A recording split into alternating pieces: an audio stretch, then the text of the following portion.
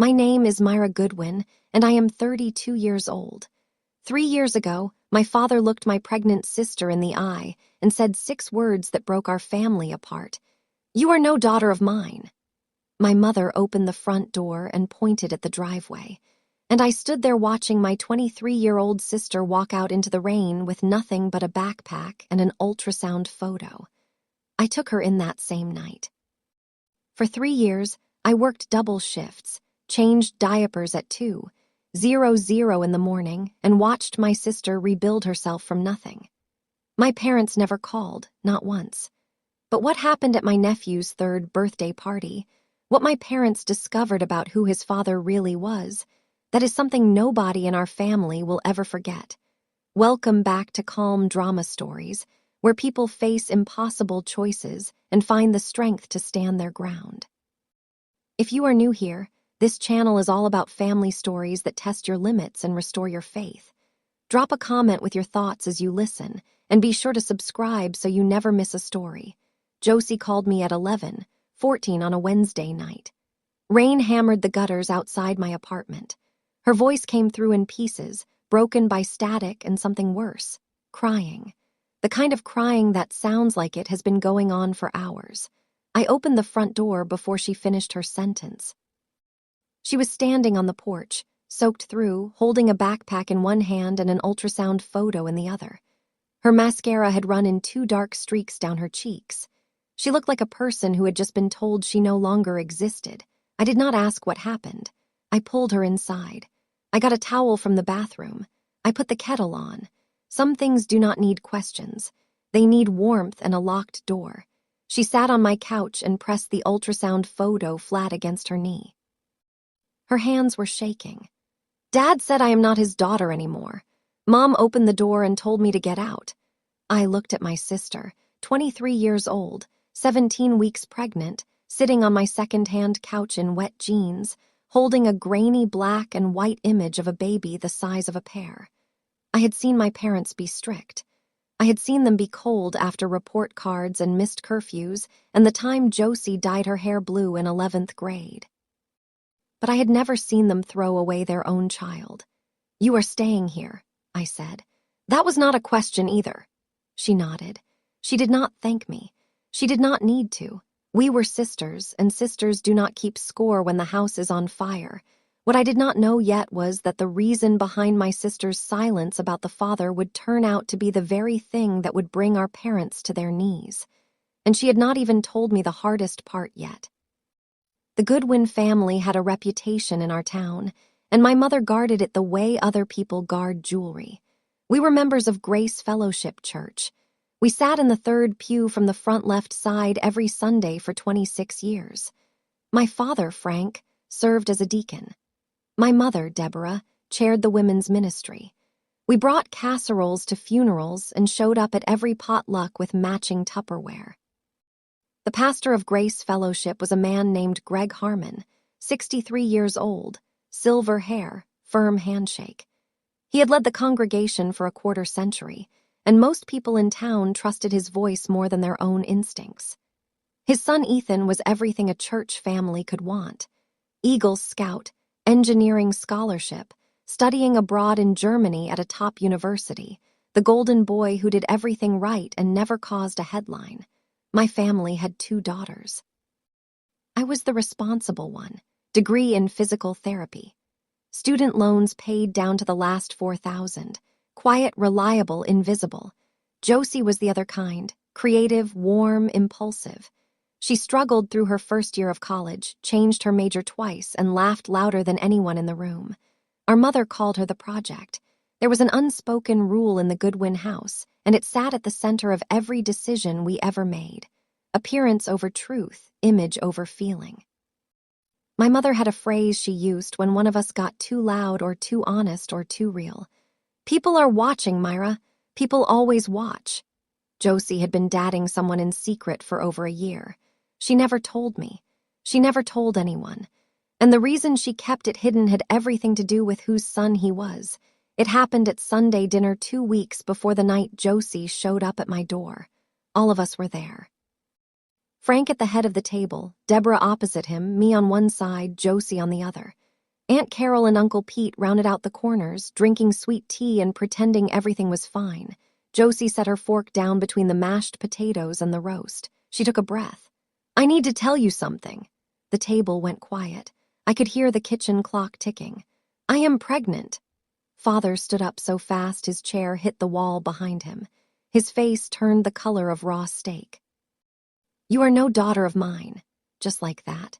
No pause, no question, no who or when or are you okay. Just 6 words and a chair slamming into drywall. My mother's reaction was slower, which made it worse. She folded her napkin. She placed it next to her plate. She stood and walked to the front door, opened it, and pointed at the driveway. "Get out of my house." Josie looked at me. I looked at our mother. "Mom, she is your daughter." "Not anymore." Aunt Carol whispered something to Uncle Pete. I could see her eyes already cataloging details for later distribution. My mother reached across the table, took the pearl earrings from Josie's ears, a family heirloom passed down through 3 generations, and said, "These are for Goodwin women who know how to behave." I grabbed my coat. I grabbed my sister. We walked out past the casserole dish sitting on the counter, untouched and perfectly presented while the family fell apart around it. I did not know it at the time, but walking out of that house with my sister was the last time I would speak to my parents for 2 years. My mother called at 7:15 the next morning. Her voice was controlled, rehearsed. "Bring her back to apologize and we can talk about this like adults." I was standing in my kitchen making oatmeal for Josie, who was still asleep on the couch with her shoes on. "She has nothing to apologize for." Silence on the line. "Then, if you take her side, do not expect us to help you either. No money, no Thanksgiving, no nothing." "Then I guess we will figure it out." I hung up. I sat down at the kitchen table. I pulled up my bank account on my phone. $14,211. That was what stood between us and disaster. I ran the numbers. Rent, groceries, prenatal vitamins, copays, diapers. Eventually, $14,000 would last 8 months if we were careful, maybe 9. I called my supervisor at the hospital, asked for additional shifts, Tuesdays and Saturdays on top of my regular schedule. She said yes without asking why. Good supervisors do that. That evening, my father sent a text just to me. "Talk some sense into your sister." I read it 3 times. Then I typed back, "Talk some sense into your wife." He never responded. Not that night. Not ever. I sat on the edge of my bed and stared at the ceiling. My savings were thin. My schedule was about to double. My social life, which was already small, was about to disappear entirely. And the sister sleeping on my couch had not yet told me who the father of her baby was. I was not choosing between my sister and my parents. My parents had already made that choice for all of us. I was just the one who refused to pretend it did not happen. The first 3 months were the hardest kind of quiet. Josie dealt with morning sickness by keeping a sleeve of crackers next to the couch. I dealt with exhaustion by drinking coffee that got stronger by the week. We did not talk about our parents. We did not talk about the father. We talked about grocery lists and doctor appointments, and whether we could afford the name brand prenatal vitamins or had to settle for generic. The town talked for us. I ran into Margaret Patterson at the grocery store on a Thursday afternoon. She was a long-time member of Grace Fellowship, and she had known our family since I was in diapers. She saw Josie's belly from 30 feet away. She turned her cart around and walked in the other direction without a word. 2 weeks later, Aunt Carol showed up at my apartment with a white ceramic casserole dish in her hands, chipped rim. "From your mother. She still loves you girls." Inside was tuna casserole seasoned with exactly the right amount of dill and exactly the wrong amount of concern. Carol stayed for 45 minutes. She complimented my curtains. She asked how Josie was holding up. She wanted to know if there was a man in the picture. I told her Josie was fine. I told her we did not need anything. I walked her to the door. She reported back to my mother that night. Josie was showing. No ring, no man around. My mother's response relayed through the family grapevine. She made her bed. I put the casserole in the refrigerator. I did not eat it. I did not throw it away. It sat on the middle shelf for 9 days before I scraped it into the trash, What Aunt Carol did not mention in her report, because she did not think to ask, was the name of the father. And if she had, everything would have unfolded very differently. I heard about the sermon from Dr. Patris Coleman, my colleague at the hospital. Patris was 50 years old, a physical therapist like me, and the only person in town who never spoke about other people's business unless it mattered. She found me in the break room on a Monday morning and closed the door behind her. "You need to know what happened at Grace Fellowship yesterday." Pastor Greg Harmon had stood at the pulpit and delivered what the congregation would later call a teaching moment. He used a hypothetical, a young woman, a family, a pregnancy that brought shame. He never said Josie's name. He did not have to. Every person in that sanctuary knew exactly who he was talking about. "When a young woman strays from the path her family has laid out for her," he had said, "the consequences ripple through generations." My mother sat in the front pew and nodded. Patris told me she walked out. She was the only one. I stood up, picked up my purse, and walked straight out the side door. Nobody followed me. I listened to every word. I did not cry. I did not call the church. I did not write a letter. I sat in my car in the hospital parking lot for 10 minutes, gripping the steering wheel until my knuckles turned white. Then I went back to work. That evening, I picked up Josie's phone to plug it in for her while she napped. The screen lit up with a notification. A contact saved as just the message preview before the screen locked. "I think about him every day." I put the phone down. I did not unlock it, but I filed that line away in the part of my brain that catalogs things I am not supposed to know yet. Patris had said something that stayed with me. "Greg Harmon has been standing on that pulpit for 25 years. I wonder how many people he has judged while his own house was not in order." I did not understand what she meant. Not then. But I would. Josie was 32 weeks along when her blood pressure spiked. I came home from a Saturday shift and found her sitting on the bathroom floor holding the edge of the sink with both hands. Her face was flushed. Her breathing was shallow. I checked her pulse. Then I checked it again. 158/98. I'm a physical therapist, not an obstetrician, but I know what those numbers mean. When a woman is 8 months pregnant, they mean get in the car right now. I drove 12 minutes to the emergency room. Josie gripped the dashboard the entire way. Neither of us spoke. The only sound was the rain on the windshield and the turn signal clicking at every intersection. The doctor on duty stabilized her within 2 hours. Gestational hypertension, not preeclampsia, not yet, but close enough to scare everyone in the room. The orders were clear. Bed rest, weekly monitoring, no more part-time shifts at the diner where she had been working 3 days a week. That meant I was now the only income, no backup, no safety net, no casserole dish showing up with a check inside. I sat in the hallway outside Josie's room and pulled out my phone. I typed a message to my mother. "Josie is in the hospital, blood pressure complications." I hit send. The message was read at 9:41 in the evening. I watched the little blue check mark appear beneath the text. Read. No reply. Not a question, not a prayer emoji, not a single word. I stared at that check mark for 5 minutes. My mother had read that her pregnant daughter was in the hospital and chose to say nothing. The baby came 6 weeks later, and when he did, there was only one person in that delivery room holding my sister's hand. Me. If you have ever been the person your family called when things fell apart and then watched those same people pretend you do not exist, this story might feel personal.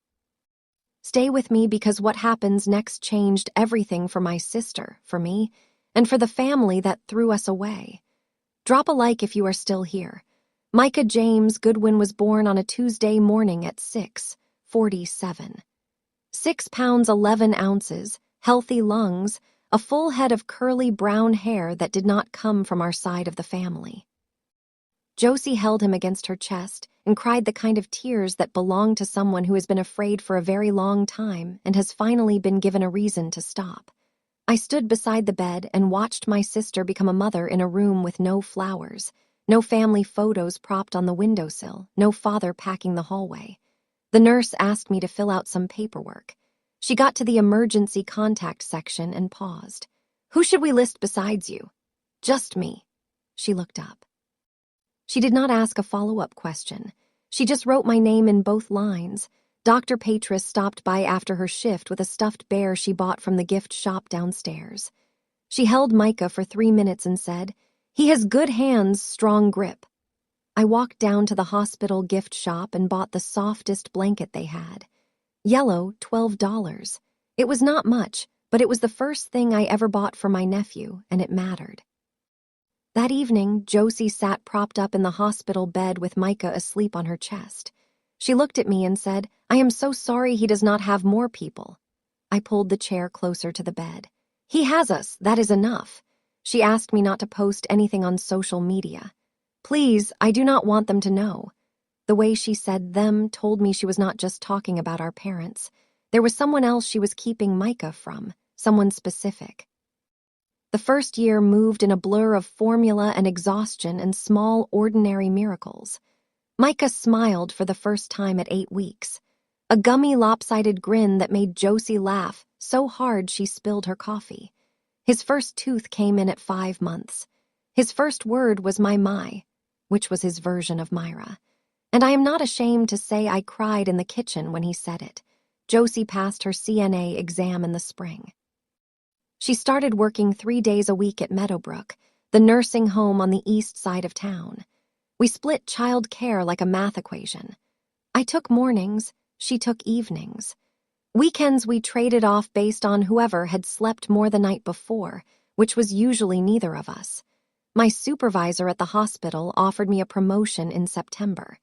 Lead physical therapist at a larger facility 90 minutes north. Better pay, better title, better everything except the part where I would have to leave Josie and Micah behind. I said no. I told her I was not available right now. She did not push. A colleague named Derek asked me out for dinner the following week. I told him the same thing. He did not ask again. By December, my savings had dropped from $14,000 to $3,200, but we were managing. The math was tight, but it worked. Josie covered groceries. I covered rent and daycare. We split utilities down the middle. Thanksgiving was just the 3 of us. Josie roasted a small turkey. Micah sat in a high chair, smearing sweet potatoes across his face. It was the quietest Thanksgiving I had ever had, and somehow the fullest. Josie still had not told me who Micah's father was. I did not push. But in the spring, I found something that told me everything. Something shifted around Micah's first birthday. And it happened so quietly I almost missed it.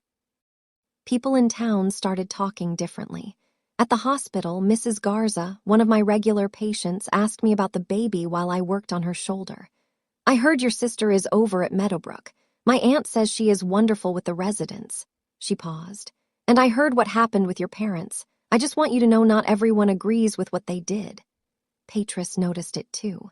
She pulled me aside after a staff meeting and said, "The narrative is shifting. People see you working doubles and raising that child. They see your parents sitting in church acting like nothing happened. The math is not adding up for people anymore." The coffee shop on Main Street, the barista handed me my latte and said, "Your sister is one of the best CNAs at Meadowbrook. My grandmother absolutely loves her. Tell Josie I said thank you." I drove home that day thinking about something Patris had told me. Image only holds if nobody checks the receipts. My father was starting to feel it. At the hardware store, an old friend from the Rotary Club clapped him on the shoulder and asked, "How is your grandbaby doing, Frank?" My father froze, changed the subject, talked about the weather for 6 minutes straight. My mother felt it at the church potluck.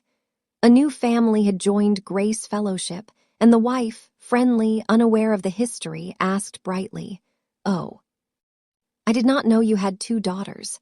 Where is the other one?" My mother's smile cracked down the center like a plate dropped on tile. I ran into Pastor Greg at the grocery store. He nodded. I nodded back. No words, but I noticed his hands were shaking as he gripped his shopping cart. Micah was 14 months old when I started noticing things I could not explain. His hair had thickened into tight brown curls that bounced when he walked. His jawline was starting to define itself, square and determined in a way that looked nothing like any Goodwin I had ever met. We are fair-haired people, sandy blonde, thin features. Josie and I both took after our mother in that regard, but Micah's face belonged to someone else entirely. Someone with dark curls and a wide, confident jaw. I kept the thought to myself. It was not my business to pry. Josie would tell me when she was ready. But then there was the phone. One night, while Josie was giving Micah a bath, her phone buzzed on the kitchen counter. The screen lit up. A contact saved as E. The message preview showed 6 words before the screen locked. I think about him every day. I turned the phone face down. I did not unlock it. I did not read the rest. The next morning, Josie was quieter than usual. She poured her coffee without speaking and sat across from me at the kitchen table while Micah played with plastic blocks on the floor. "Can I ask you something?" she said. "Always. Do you think a person can love someone and still keep them away because telling them would ruin their life?" I set my mug down. I looked at my sister's face. She was not asking a hypothetical. She was asking for permission. "I think that depends on whose life you are really trying to protect," I said. "Theirs or yours?" She went quiet. She picked up Micah and carried him to his room. She did not bring it up again. 2 months later, I found the answer to that question in my sister's nightstand drawer. It was a Wednesday afternoon in April. Josie was at work. Micah was at daycare. I was putting away laundry in her room when the nightstand drawer stuck. I pulled harder. It jerked open and something slid forward from underneath a stack of old receipts. A letter, handwritten blue ink on white paper. 3 pages folded together so many times the creases had gone nearly transparent. The edges were soft with handling as if someone had opened and closed it dozens of times. My hands started shaking before I read the first word. I knew I should not read it. I knew it was not mine. I read it anyway. "Dear Ethan." 2 words, and the entire floor shifted beneath me. "Dear Ethan, I know you are in Germany, and I know your father told you not to contact me. I know you think I moved on. I did not move on. I am 17 weeks pregnant, and the baby is yours." I sat down on the edge of Josie's bed. The room was very quiet. I could hear the washing machine running in the next room, a low mechanical hum that had nothing to do with the earthquake happening inside my chest. Ethan Harmon. Pastor Greg Harmon's son. The letter continued. "I am not going to send this letter because if I do, you will come home. And if you come home, your father will know. And if your father knows, he will destroy you the way my parents destroyed me." 3 pages, blue ink, creased and refolded until the paper felt like cloth. My sister had written her baby's father's name 60 times and never put a stamp on the envelope. I put the letter back exactly where I found it. I closed the drawer. I sat on the edge of my sister's bed for a long time. And then I knew exactly what I had to do. That evening, Micah was asleep. The apartment was quiet except for the hum of the refrigerator and the soft tick of the wall clock in the living room.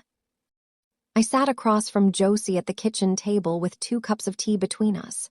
"I found the letter," I said. "The one to Ethan Harmon." The color left her face like water draining from a sink. White, then red. Then the kind of expression that comes when a secret you have been carrying for 18 months is suddenly sitting in the open air. "Myra, I can explain." "You do not have to explain. You have to tell me the truth." She did, all of it. Josie and Ethan had been together since her sophomore year of college. Secret, deliberate, hidden from both families because they knew what would happen if anyone found out. Pastor Greg had warned Ethan against dating her. "The Goodwin girl is trouble. She is not serious enough for you." When Ethan received the engineering scholarship to study in Munich, Pastor Greg went through his phone, deleted Josie's number, changed his contact information, told Ethan that Josie had moved on and was seeing someone else. A clean, efficient lie. Josie discovered the pregnancy 2 months after Ethan left the country. She wrote the letter. She never sent it. "If his father finds out, he will make Ethan choose, and Ethan will choose me, and then he will lose his scholarship, his career, everything." I looked at my sister.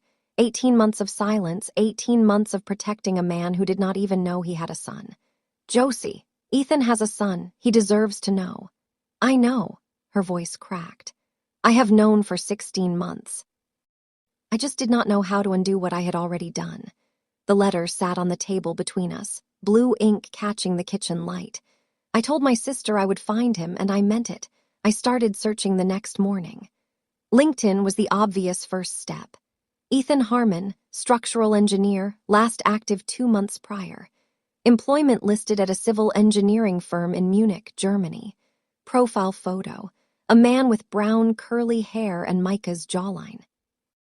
I stared at that photo for a long time. It was like looking at my nephew 25 years from now. I wrote a message. I kept it short and factual. No drama, no guilt. Ethan, this is Myra Goodwin, Josie's sister. There is something you need to know. Please call me. Days passed. Nothing. I checked the message status. Read but not responded to. I understood his hesitation. A message from an ex-girlfriend's sister after 2 years of silence is not something a person opens with enthusiasm.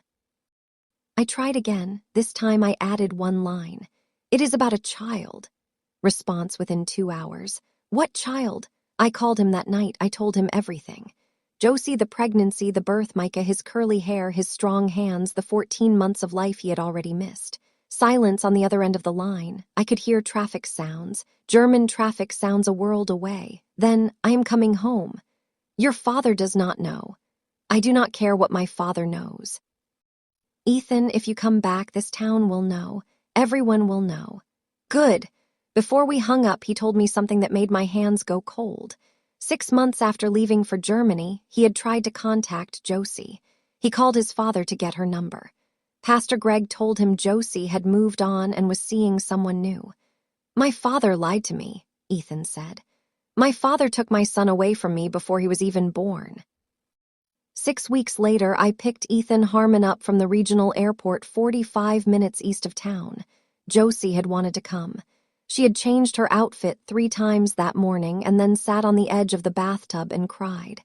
I cannot do it. What if he hates me for keeping this from him? He flew 9 hours to be here, I said. He does not hate you. The car, Ethan was quiet. He kept his hands on his knees and stared out the window at the flat green fields and familiar church steeples he had left behind 2 years ago. He did not look like a man coming home. He looked like a man heading into battle. What does he look like? He asked. He has your hair, I said, and your jaw and his mother's stubbornness. He almost smiled. Almost. We pulled into the parking lot of my apartment complex. Josie was standing in the doorway with Micah on her hip. He was 20 months old. He was wearing a green shirt with a dinosaur on the front. His curly hair caught the afternoon sun. Ethan got out of the car. He stood there for a moment looking at the doorway. Then he walked forward, slowly at first, then faster. Micah stared at this stranger with the same hair and the same jaw and said, Hi! Knelt down. Tears fell onto the pavement. Josie knelt too. They held the baby between them, and the 3 of them made a shape I had been holding open for 18 months. I stepped back into the kitchen. I watched through the window. I cried, but I did it quietly because that is what I do. I hold the door open and then I step aside. Josie unfolded the crumpled letter from the nightstand drawer. Blue ink, 3 pages. She handed it to Ethan. He read the last line aloud. I named him Micah. It means who is like God. Because I needed to believe someone was watching over us. The months that followed were not a fairy tale. Fairy tales skip the parts where trust has to be rebuilt from scratch. Ethan got a job at a construction firm 40 minutes south of town. He rented a small apartment near mine, close enough that Josie could walk over when she needed to, far enough that they were not pretending everything was fine when it was not. They went to couples counseling on Thursday evenings. I watched Micah those nights. There were arguments, quiet ones mostly. Josie was angry that Ethan had not tried harder to reach her. Ethan was angry that Josie had chosen silence instead of a phone call. Both of them were angry at Pastor Greg. But anger at a parent is a complicated kind of fire. It burns and it warms at the same time. By the 3rd month, Micah was calling Ethan Daddy. That word did something to Ethan's posture. He stood straighter. He came over earlier. He stayed later. Josie enrolled in a nursing program at the community college. Evening classes 3 nights a week. Ethan handled bedtime on those nights with a level of determination that bordered on military precision. Bath at 7, story at 7:30, lights out at 8. He did not deviate. I finally took my colleague Derek up on coffee, just coffee, 35 minutes at the cafe on Elm Street. It was the first thing I had done for myself in 2 years. Micah drew his first family portrait on the back of a placemat at a diner. 3 stick figures, one tall with messy hair, Myra, one with a ponytail, Josie, one very small with what appeared to be a cape, Micah. No fourth figure, no grandparents, just the 3 people who had shown up. Aunt Carol ran into Josie and Ethan at the grocery store the following week. Josie did not introduce him. Carol stared at his curly hair all the way to the checkout line. Micah's second birthday was small and exactly right. We held it in my apartment with streamers taped to the ceiling and a cake Josie made from scratch. Chocolate with blue frosting, because Micah had recently decided that blue was the only acceptable color. The guest list was short. Dr. Patris brought a toy stethoscope. Garrett, a friend from Ethan's construction crew, brought a plastic hard hat. 2 daycare families came with their kids. And for 90 minutes the apartment sounded like a playground during a sugar rush. After the candles were blown out and the cake was demolished, Ethan knelt down in the kitchen doorway with a ring box in his hand. It was not a diamond. It was a thin silver band with a tiny sapphire. The kind of ring that says, "I found this with purpose and not with a credit card." "I should have been here from the beginning," he said. "I am here now and I am not leaving." Josie said yes before he finished the sentence. Dr. Patris leaned over to me and whispered, "You built this. You know all of this." I shook my head. "Josie built it. I just held the door open." That evening, after the guests had left and the wrapping paper had been stuffed into trash bags, I noticed something new on the refrigerator. Micah had drawn an updated version of his family portrait. This one had 4 stick figures. The 4th one was tall with scribbled curly hair. He had labeled it in orange crayon with a single word, Daddy. Still no grandparents in the picture, just the 4 of us. For 2 years, I had been bracing for the next disaster. And for the first time, I wondered if maybe the disasters were done. They were not. 3 months before Micah's 3rd birthday, my Aunt Carol called me for the first time in over a year. "Honey, your parents miss you." That was how Aunt Carol opened the conversation. No hello, no how are you, just 5 words dipped in syrup and served with a side of guilt. They have had my number for 2 years. "Aunt Carol, your mother cries every night, Myra. Your father cannot sleep." I leaned against the kitchen counter and closed my eyes. "I am sorry to hear that. But they know where I live, they know my number. They have known both things since the night they threw Josie out." Carol pivoted. "Your mother heard that Josie is doing well, that she has a nice man in her life. She wants to meet the baby." There it was. Not she wants to apologize, not she realizes she was wrong. Not even she misses her daughter. She wants to meet the baby now that the scandal has a happy ending. "If Mom wants to talk to us, she can call us herself," I said. "She is afraid you will hang up. Then she knows exactly how Josie felt when she texted from the hospital and nobody answered." Carol went quiet for a moment.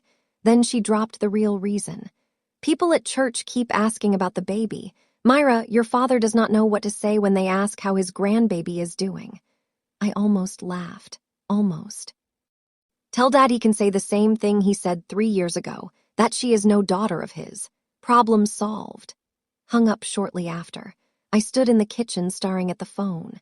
The thing about silence is that it only works as punishment when the other person cares. My parents had spent 2 years not caring. Now that the story had changed, they wanted back into the narrative. I was not sure I wanted them in it. My mother showed up at my apartment on a Saturday morning unannounced. She stood on the porch holding a white ceramic casserole dish in both hands. Same style, same chipped rim. My mother's hands were trembling. Her hair was grayer than I remembered, pulled back in a clip that looked like it had been put on in a hurry. She looked smaller standing on my porch than she ever had standing in her own kitchen. For 1 second, one brief honest second, I saw my mother as a frightened woman approaching 60 who had lost both her daughters and did not know how to say so. Then she opened her mouth. "I just want things to go back to normal. I want my girls back," I said. "Was you throwing your daughter into the rain because she was pregnant?" I was angry. Your father was angry. We said things we did not mean. You meant every word, Mom, and then you let Pastor Harmon use Josie as a sermon illustration. You sat in the front pew and nodded. Her jaw tightened. Greg was just trying to help. He cares about this family. Pastor Harmon does not care about this family. I kept my voice level, every word measured. And when you find out why, you are going to wish you had come here sooner. She blinked. She did not understand what I meant, but the words landed somewhere because her expression shifted from defensive to uncertain. She set the casserole dish on the counter and left without another word. I stood in the kitchen and stared at that dish. Same white ceramic, same chipped rim, the same performance of love that never quite made it past the surface. Ethan told his father on a Tuesday afternoon. He drove to Grace Fellowship Church, parked in the visitor lot, and walked into the office where Pastor Greg Harmon had counseled families and led prayer groups for 25 years. I was not there for the conversation. Ethan told me about it afterward, sitting at my kitchen table with a glass of water he never touched. Told him everything, Ethan said. I told him Josie and I have been together since college, that Micah is my son, that he is 2.5 years old. Greg's reaction came in stages, disbelief first. His face went slack, then rage. He stood up from behind his desk and pointed at Ethan. You should have told me. You made sure I could not, Ethan said. You deleted her number. You told me she moved on and was seeing someone else. I was protecting you. You were protecting yourself. Greg sat down slowly. The chair creaked. He was quiet for what Ethan described as the longest minute of his life. Then he leaned forward and said, If this gets out, it will destroy this church. Ethan stood. It is not getting out, Dad. It is already out. Your grandson has been alive for over 2 years. He has your chin in my hair and Josie's laugh. He is a real person, not a scandal. Greg said nothing. Ethan walked out. He did not ask for forgiveness. He did not ask for money. He did not ask for a blessing. Just, I thought you should know. That evening, Pastor Greg Harmon called my mother. I know because Josie heard about it through Ethan. The conversation was short. Deborah, we need to talk about Ethan and your daughter. Josie told me about the phone call the next morning. Ethan had overheard his father's side of the conversation through the thin walls of the church office. Your daughter got my son involved in this mess, Pastor Greg had said. And my mother, who had spent 3 years agreeing with every word that came out of that man's mouth, fired back for the first time. Excuse me, your son got my daughter pregnant. If Josie had not been so reckless, do not you dare. You stood on that pulpit and shamed her while your son was the father the entire time. I did not know. Neither did I because you cut off all contact. I sat at the table and listened to Josie recount the exchange. There was a strange satisfaction in hearing that my mother had turned on Pastor Greg, but it was not the kind of satisfaction that felt clean. It was the kind that comes when 2 people who destroyed your sister finally realized they were both holding the match. Neither of them apologized. Neither of them called Josie. Neither of them said we were wrong. Instead, my mother called my father. We are going to that birthday party. Micah's 3rd birthday was 5 weeks away. My mother had not spoken to her youngest daughter in over 2 years. She had not met her only grandchild. She had not acknowledged that Josie existed as anything other than a mistake she wanted to erase. And now she was planning to walk into her grandson's birthday party as if she had been there all along. I found out the next morning when Aunt Carol texted me a cheerful message. Your mom is so excited for the party. What should she bring? I did not respond for 12 hours. When I did, I called my mother directly. I heard you want to come to Micah's birthday. He is my grandson. You have no rights here. You gave them up when you chose your reputation over your daughter. Silence. I could hear her breathing on the other end of the line. I let the silence sit. I have learned that silence is a tool most people do not know how to use, and my mother was one of them. If you come, I said, you come on our terms. You do not make a scene. You do not cry and make it about yourself. You do not bring Pastor Harmon. And you do not pretend the last 2.5 years did not happen. Fine. And Mom, Josie does not know you are coming. I will tell her. And if she says no, you do not come. No argument, no guilt, no casserole dish on the porch. If she says no, you stay home. I expected pushback. I expected tears. Instead, she just said, "I understand." I called Josie that evening. I told her our parents wanted to come to the party. I told her it was her decision and nobody else. She was quiet for a long time. I could hear Micah in the background babbling about trucks. Then she said, "Let them come. Let them see what they missed." I told Ethan. He nodded slowly. "My father will find out. He will show up too." "Then let him." "Are you sure you want both sets of parents at a 3-year-old's birthday party?" I looked at the refrigerator where Micah's stick figure family portrait hung next to a grocery list and an overdue electric bill. 4 figures, none of them grandparents. Let them come. Let them see who showed up when they did not. Micah's 3rd birthday party was held in the backyard of the small house I had bought 6 months earlier. 2 bedrooms, chain-link fence, a yard just big enough for a plastic slide, and a folding table covered in a dinosaur tablecloth. I had spent the morning tapping streamers to the fence posts and blowing up balloons until my cheeks hurt. Josie baked the cake, chocolate with green frosting this year because Micah had moved on from blue. Dr. Patris arrived early with a wrapped box and a bottle of sparkling cider. Garrett from Ethan's crew showed up with a bag of water balloons. 3 daycare families filtered in with their kids, and by 2 in the afternoon, the backyard sounded like a joyful emergency. At 2:20, a sedan pulled into the driveway. My mother stepped out first. She was wearing a blouse I had not seen before, pressed and buttoned to the neck. She carried the white ceramic casserole dish in both hands, same chipped rim. She walked it to the food table and set it down next to the cupcakes and the fruit salad and a bag of cheese puffs. It sat there like a museum piece among playground snacks. My father followed. He stood at the edge of the yard with his hands in his pockets, scanning the scene the way a man scans a room when he does not know where he belongs. He looked at the small house. He looked at the decorations. He looked at the dozen guests he did not recognize. Micah ran up to me. "Auntie Myra, who are those people?" "Those are your grandparents, baby. They came to see you." He looked at them the way a child looks at strangers in line at the post office, polite, indifferent. "Oh." Then he turned and ran back to the water balloons, my mother's face when her grandson did not recognize her. That was the first crack. And then Ethan walked through the back gate. Ethan came through the gate carrying a wrapped box under one arm. Micah spotted him from across the yard and took off running, sneakers pounding the grass. "Daddy, Daddy!" He launched himself at Ethan's legs, and Ethan scooped him up with the ease of a man who had been doing this every day for the past year. My father stared.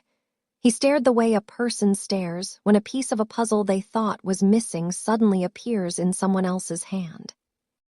"That is the Harmon boy," Frank said. His voice was barely above a whisper. "That is Pastor Harmon's son." Mother was holding a serving spoon over the casserole dish. It stopped midair. She did not move. She did not blink. She just stood there frozen with the spoon hovering over a dish nobody had touched. "Ethan Harmon," my father said louder now. "Pastor Harmon's son is the father." "Yes," I said. My mother's voice came out cracked and dry. "How long has he been here?"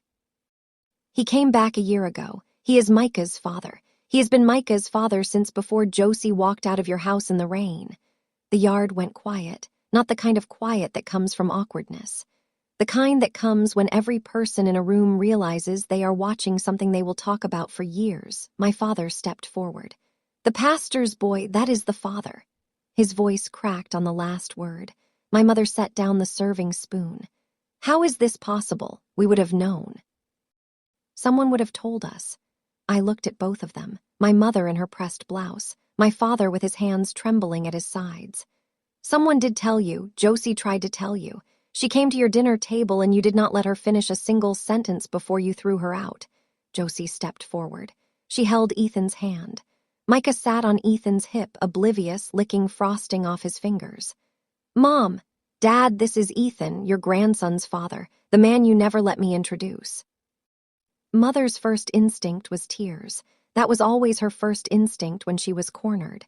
Tears and a trembling voice and a phrase designed to flip the guilt. "I had no idea. If I had known who the father was." "If you had known what?"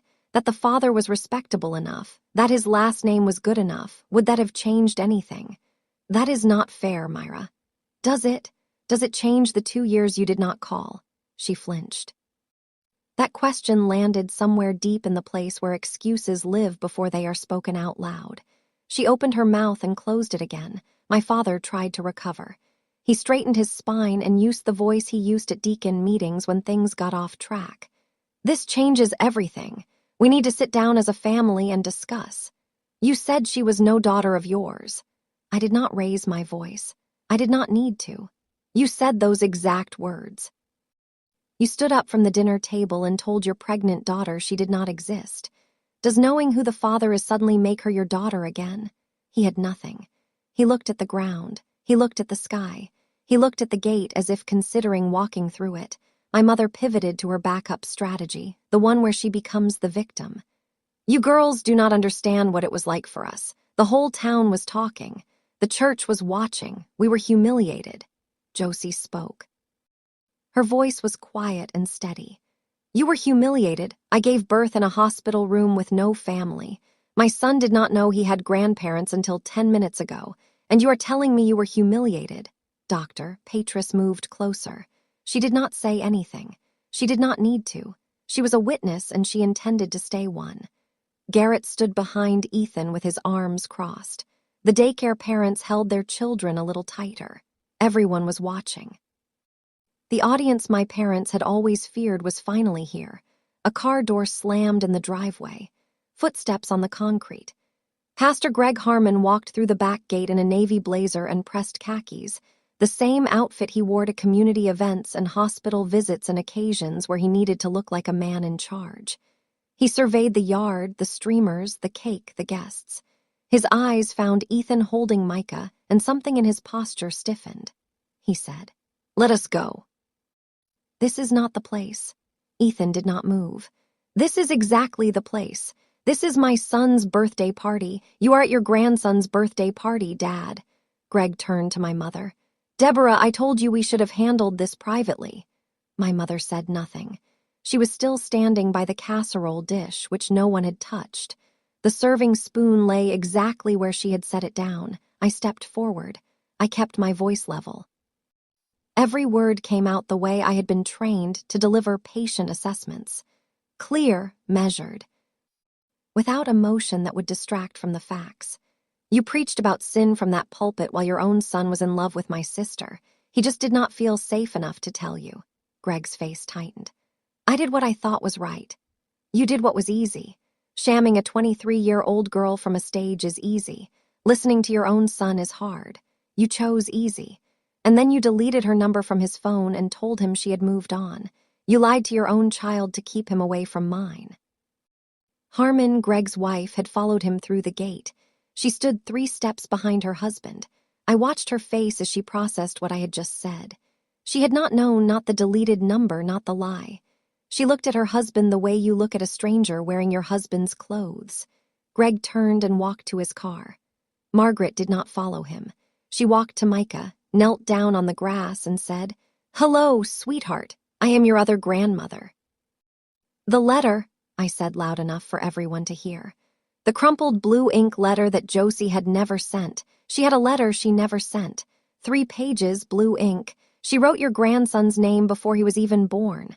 While you were preaching about consequences, she was choosing to protect your son. Party did not end. The party simply changed shape. Greg's car pulled out of the driveway. The daycare kids went back to the water balloons. Someone turned the music back on, a tiny playlist from a phone speaker, and the yard slowly remembered it was supposed to be a celebration. My mother stood by the food table. Her casserole dish sat untouched next to the half-eaten cupcakes and the bag of cheese puffs. Every other dish on the table had been served from. Hers had not. My father took her arm gently. "Let us go, Deb." She did not move yet. She looked at Josie. "Can I hold him just once?" Josie looked at me. I nodded. Deborah picked up Micah with careful hands as if she were handling something borrowed.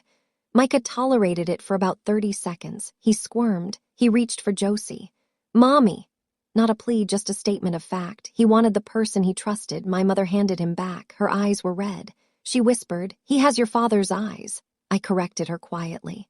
"He has his father's eyes, Ethan's eyes." She stood there for a moment longer. Then she turned. My father walked her to the car. He opened her door. She got in. They drove away. The casserole dish stayed on the table. Nobody picked it up after they left. Josie exhaled. It was the kind of breath that sounds like it has been held for 3 years. Ethan wrapped his arm around her. Micah smeared cake across both of their shirts. Dr. Patris appeared beside me with 2 paper cups of sparkling cider. "You okay?" "I will be."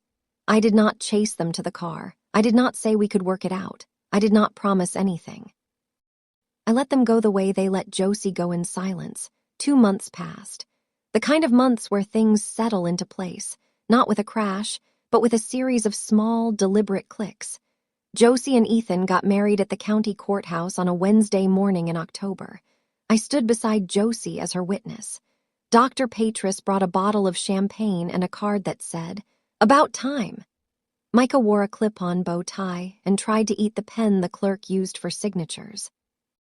Josie completed her nursing program in May.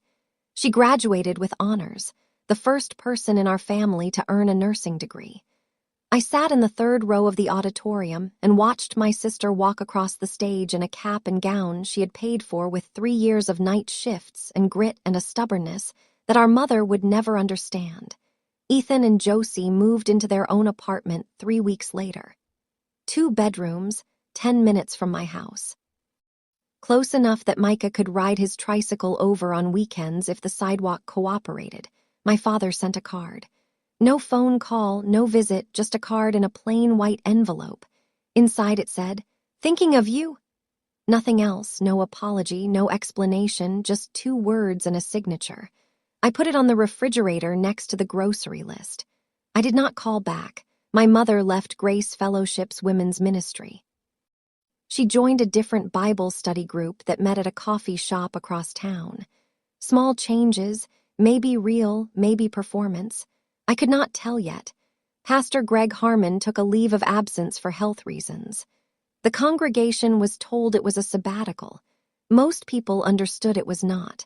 Margaret Harmon visited Micah every other Saturday. She brought cookies and a smile and never once mentioned her husband. She sat on the living room floor and built block towers until Micah knocked them down laughing. On the refrigerator in my kitchen, a new drawing. Still 4 stick figures.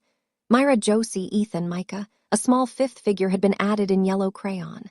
"That is Grandma Margaret," Josie explained when I asked. "No Deborah, no Frank, not yet." "Maybe someday," Josie said.